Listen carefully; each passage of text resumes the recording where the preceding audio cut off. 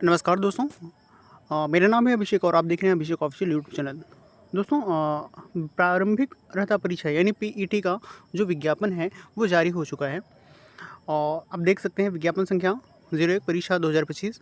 और अगर दोस्तों बात करें हम विज्ञापन के प्रकाशन की तिथि जो है वो 2 मई 2025 को हुई है। और अगर हम ऑनलाइन आवेदन के प्रारंभ होने की तिथि की बात करें तो 14 मई से आपका ऑनलाइन आवेदन लिया जाएगा। और अगर हम बात करें ऑनलाइन आवेदन सबमिट करने का जो अंतिम तिथि है वो 17 जून है आपका। और शुल्क समायोजन के साथ जो संशोधन के साथ जो अंतिम तिथि होगी वो आपकी 24 जून रखी गई है। और दोस्तों यहाँ पे बताया जा रहा है कि ऑनलाइन का जो आवेदन जो वो तिथि होगी उसको बढ़ाया नहीं जाएगा। हाँ, किसी रीज़न से अगर आप नहीं कर पाते विलम्ब शुल्क जो आपका, तो वो आपका 24 जून तक अनिवार्य रूप से करा लिया जाना चाहिए। और इस अवधि में अभ्यर्थी द्वारा अपने आवेदन पत्र में अनुमेय विवरण को संशोधित भी नहीं किया जा सकेगा। तो ये चीज़ आप ज़रूर नोटिस कर रखिएगा कि आप फिर इसके बाद संशोधन नहीं होगा आपका। और उत्तर प्रदेश शासन कार्मिक अनुभाग 3 के शासनादेश संख्या आप देख सकते हैं दिनांक 20 नवंबर 2020 द्वारा समूह ग के पदों पर भर्ती हेतु द्विस्तरीय परीक्षा प्रणाली अपनाए जाने हेतु अनुमोदन प्रदान किया गया है।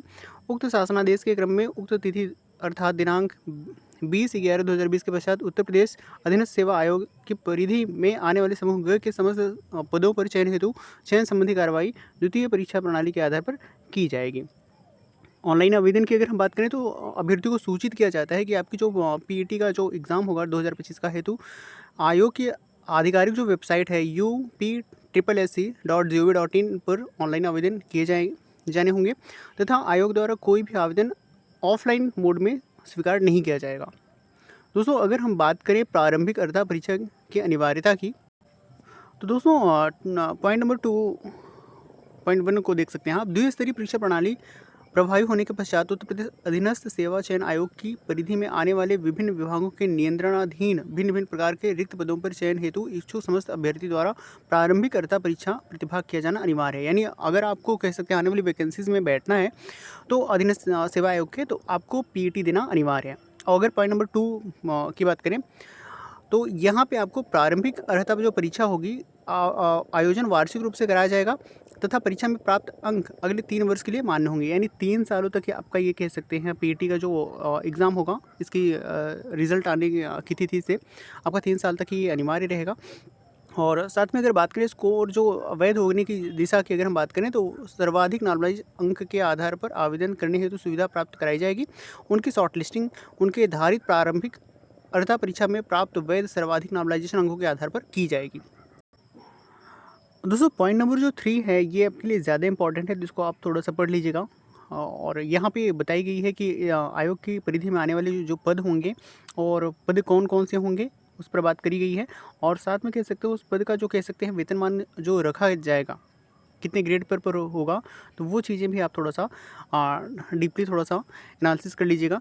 और ऑनलाइन आवेदन की अगर भरने की प्रक्रिया की बात करें तो अभ्यर्थी का रजिस्ट्रेशन होगा, रजिस्ट्रेशन के साथ आपका फ़ोटो और सिग्नेचर अपलोड होगा। देन इसके बाद फॉर्म संख्या जो अदर पार्ट होंगे वो फिल किए जाएंगे और लास्ट में कह सकते हैं आपका फ़ीस भुगतान यानी फ़ी पेमेंट होगा।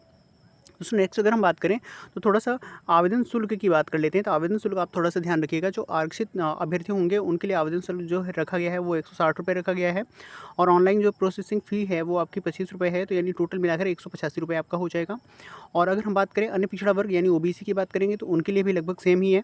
और अनुसूचित जाति के लिए अगर बात करें तो 70 रुपये आपका आवेदन शुल्क है और 25 रुपये आपको ऑनलाइन प्रोसेसिंग शुल्क देना होगा, यानी 95 रुपये आपको देना होगा। और अनुसूचित जनजाति के लिए आपको 95 रुपये, यानी इनको लिए भी वही सेम है। और दिव्यांगजन हेतु आपको सिर्फ और सिर्फ 25 रुपये ही कह सकते हैं ऑनलाइन प्रोसेसिंग फ़ी ही आपको देना होगा। तो इस पर आप थोड़ा सा ध्यान रखेंगे।